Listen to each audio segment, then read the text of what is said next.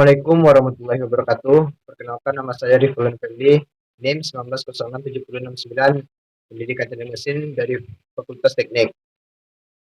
Dengan pembelajaran yaitu dasar-dasar ilmu pendidikan. Dengan dosen pengampu yaitu Dr. Nani Mahyuni, MPD. Di video ini saya akan mengangkat judul yaitu tokoh-tokoh pendidikan di Indonesia. Sebelum masuk pada materi, kita harus tahu latar belakangnya. Sesuai dengan konsep lifelong education, akhirnya pendidikan tidak akan berhenti selama manusia masih ada dan masih hidup. Hidup dan kehidupan tak akan dapat terlepas dari pendidikan. Kegiatan atau proses pendidikan akan terasa sangat penting dan sangat dibutuhkan dalam menghadapi ilmu dan teknologi yang sangat pesat kemajuannya seperti sekarang ini. Hal tersebut dilakukan agar suatu negara tidak tergila zaman yang sejatinya sedang berpacu dengan waktu. Segala upaya yang perlu dilakukan untuk meningkatkan mutu pendidikan dan pemberian sistem yang telah ada tanpa adanya norma-norma atau aturan-aturan yang berlaku. Oleh karena itu, negara Indonesia selayaknya tetap berkaca pada masa lalu. Apa saja yang positif, tetaplah kemajuan dipertahankan. Semua itu terlepas dari upaya-upaya yang pernah dilakukan para tokoh pendidikan. Selanjutnya yaitu yang pertama saya mengambil tokoh yaitu Ki Haji Dewantara. Ki Haji Dewantara dilahirkan di Yogyakarta pada 2 Mei 1889 dengan nama Raden Mas Suewardi Surya Diningrat. Semasa kecil, beliau bersekolah di SD Belanda. Kemudian ia melanjutkan ke Sofia, Sekolah Kedokteran Bumi Putra. Namun tidak tamat. Setelah itu, dia bekerja sebagai wartawan di beberapa surat kabar. Tulisan-tulisannya sangat tajam dan patriotik, sehingga membangkitkan semangat anti penjajahan. Pada masa muda dan awal karirnya, Suwardi pada saat muda berasal dari lingkungan keluarga Kadipaten Pakulaman, putra dari GPH Surya Diningrat dan cucu dari Pakualam III. Ia menamatkan pendidikan dasar Sekolah Dasar Eropa atau Belanda, kemudian sempat melanjutkan ke Sekolah Kedokteran Bumi Putra, tetapi tidak sampai tamat karena sakit. Kemudian ia bekerja sebagai penulis dan wartawan di beberapa surat kabar. Pada masanya, ia tergolong penulis handal. Tulisan-tulisannya komunikatif, tajam, semangat anti kolonial. Selanjutnya itu aktivitas pergerakan beliau. Selain udah sebagai seorang wartawan muda, ia juga aktif dalam organisasi sosial dan politik sejak berdirinya Budi Utomo tahun 1908. Ia aktif di seksi propaganda untuk menyosialisasikan dan mengunggah kesadaran masyarakat Indonesia terutama Jawa. Pada waktunya ia mengenai pentingnya persatuan dan kesatuan dalam berbangsa dan bernegara. Kongres pertama BO di Yogyakarta juga diorganisasikan olehnya. Suwardi muda ini menjadi anggota organisasi Insulinde, suatu organisasi multiteknik yang didominasi kaum Indo yang memperjuangkan pemerintahan sendiri di Hindia Belanda atas pengaruh Ernest Lord Becker atau Dede. Dalam perasingan di Belanda, Suwardi aktif dalam organisasi para pelajar asal Indonesia, Perhimpunan India tahun 1913. Dia mendirikan Indonesia Fair Bureau, kantor berita Indonesia. Ini adalah penggunaan formal pertama dari istilah Indonesia yang diciptakan tahun 1850 oleh ahli bahasa asal Inggris George dan pakar hukum asal Skotlandia James Richardson Logan. Di sini ia kemudian merintis cita-citanya memajukan kaum pribumi dengan belajar ilmu pendidikan hingga memperoleh Europes Akta, surat ijazah pendidikan yang bergengsi, yang kelak menjadi pijakan dalam mendirikan lembaga pendidikan yang didirikannya. Beliau juga termasuk dalam pembangunan taman siswa. Suwardi kembali ke Indonesia pada bulan September 1919. Segera kemudian ia bergabung dalam sekolah binaan saudaranya. Pengalaman mengajarnya ini pun digunakan untuk mengembangkan konsep mengajar bagi sekolah yang ia dirikan pada tanggal 3 Juli 1922. Semboyan dalam sistem pendidikan yang dipakainya ini sangat dikenal di kalangan pendidikan Indonesia secara utuh. Semboyan itu dalam bahasa Jawa berbunyi ing rasa sung tulada, ing Madya Manggun Karsa, Tut Wuri Handayani. Di depan memberi contoh, di tengah memberi semangat, dan di belakang memberi dorongan. Semboyan ini masih tetap dipakai di dalam dunia pendidikan rakyat Indonesia, terlebih di sekolah-sekolah perguruan taman siswa.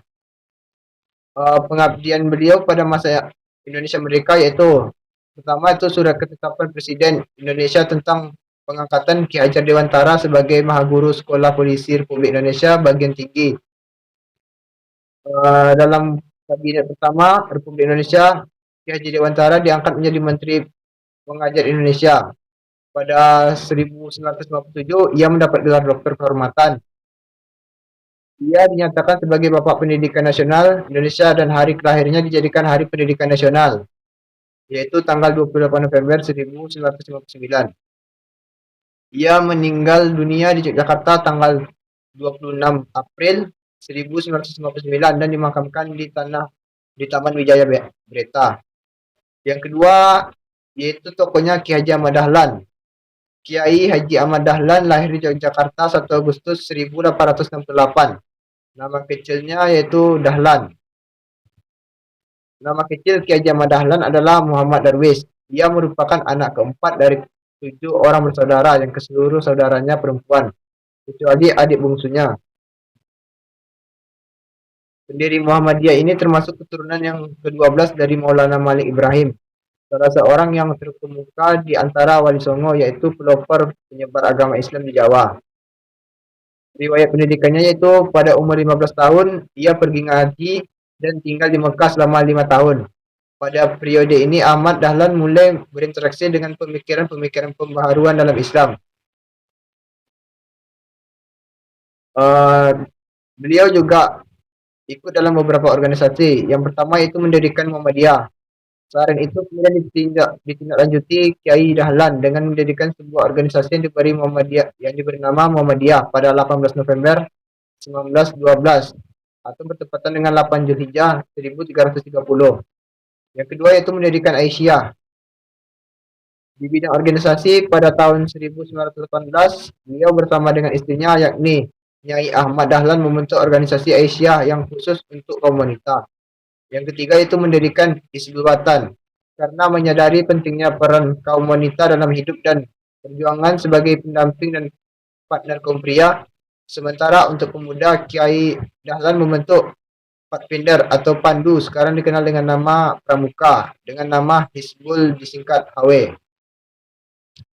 Yang ketiga yaitu tokohnya Rohana Kudus. Rohana Kudus dikenal sebagai wanita Islam yang taat pada agamanya dan sebagaimana kedua tokoh di atas. Ia giat sekali memelopori emansipasi wanita. Selain sebagai pendidik, ia pun adalah wartawan wanita pertama Indonesia, sebagaimana dikemukakan Umur dan Dana Suparta dalam Saifuddin pada tahun 1996. Pada usia 12 tahun, Rohana telah mengajarkan membaca dan menulis teman-teman gadis sekampungnya. Pada tahun 1905, ia mendirikan sekolah gadis di kota Gedang. Pada tanggal 11 Februari 1911, ia memimpin perkumpulan wanita Minangkabau yang diberikan nama Kabar Wanita Keranji Ame Setia, yang kemudian dijadikan nama sekolah. Yang keempat yaitu di sini ada Rahma El Yunisia, dengan di mana nama lengkap dia itu Syekhah Haji Arangkayo Rahma El Yunisia. Beliau lahir di Padang Panjang 26 Oktober tahun 1900 dan wafat di Padang Panjang juga 26 Februari 1969. Beliau beragama Islam dengan gelar pendiri Diniyah Putri. Berikut biografi beliau. Rahma El Yunisia lahir di Padang Panjang, Sumatera Barat 20 Desember 1900 dari keluarga terpandang dan taat beragama dan termasuk golongan pembaruan Islam di Sumatera Barat. Rahma belajar membaca dan menulis tulisan Arab dan Latin dari kakaknya, Zainuddin Labai El-Yunusi dan Muhammad Rashad setelah ayahnya wafat. Ketika pada 1915, Zainuddin mendirikan Diniyah School, sekolah Islam dengan sistem modern. Rahma ikut belajar di sana. Di samping itu, sore harinya ia berguru pula kepada Syekh Abdul Karim Abdullah yang merupakan ayah Buya Hamka. Pada 1957, ia menunaikan ibadah haji di tahun itu pula. Ia diundang oleh Universitas Al-Azhar di Kairo untuk memperoleh gelar kehormatan Syekh. Rahmat Al-Yunisia meninggal di dunia pada 26 Februari 1969. Sehari sebelum ia wafat, ia masih sempat berkunjung ke Gubernur Sumatera Barat saat itu, Harun Zain, dengan tujuan mengharapkan perhatian dari pemerintah untuk memperhatikan sekolah wanita. Peran beliau dalam pendidikan Indonesia pada 1 November 1973, Rahma merintis sekolah agama untuk putri dengan nama Madrasah Diniyah Lil Banat atau Diniyah School Putri. Ada juga yang menamakannya dengan Majelis Diniyah School. Dalam mengembangkan sekolahnya, ia mencurahkan segenap tenaga, pikiran, dan hartanya. Berbagai tantangan dan kesulitan pun ia selesaikan tanpa putus asa.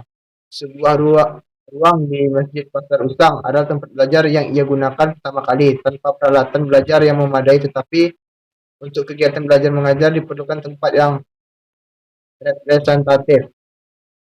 Maka Rahma beserta pengurus sekolah mengusahakan untuk menyediakan tempat beserta peralatan sekolah seperti bangku, papan tulis untuk menampung para murid.